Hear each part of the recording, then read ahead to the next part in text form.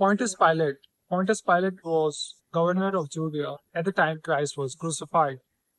For this he is remembered in history and scriptures. I have compiled a piece of poetry on him. It appears to him the summon he was waiting for years, since his governorship began, the order to crucify the Christ. It seems to him eventually the high point in his career, and probably this will further facilitate his promotion and make him closer to the Roman senators and the Almighty Emperor. And what a title it would be to be called the crucifier of Jesus the Christ. His blood boils in his vein, and his heart pumps at God's speed. His robe suddenly fits his body. A smile blossomed on his protruding lips. He bangs the table with his fist and calls for his commanders. The time has come. 'Tis the season of revenge, and we will tell that shepherd who the real king is. The commander in chief calls for his Roman bloodhounded soldiers, tower and the dragon, who will tear apart every bit the Christ is constituted of. Soldiers sprints to be mobilized, marches towards the garden of destiny. There the disciple flew in fear before anyone. Being made all the promises to the Christ went in vain.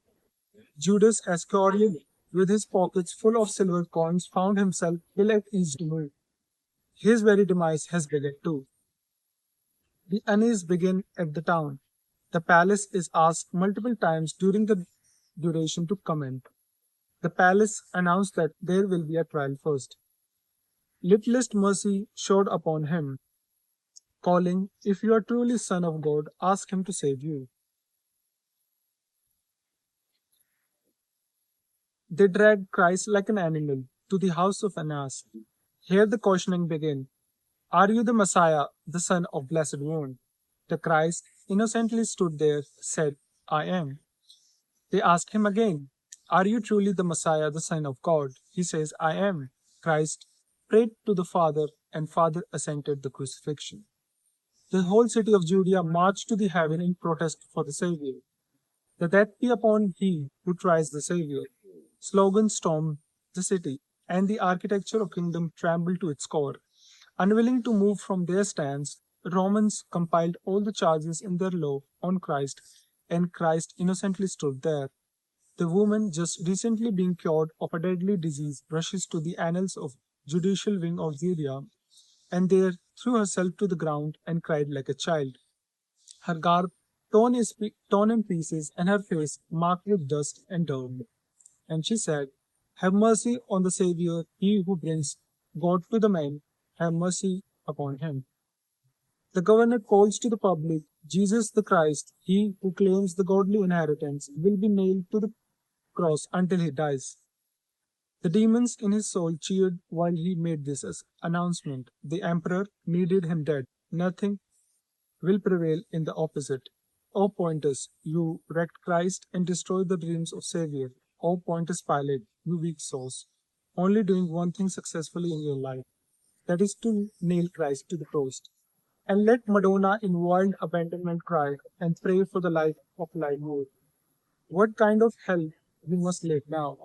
Now the Christ is resurrected and count among the gods that respect him, and the goddesses that revere him.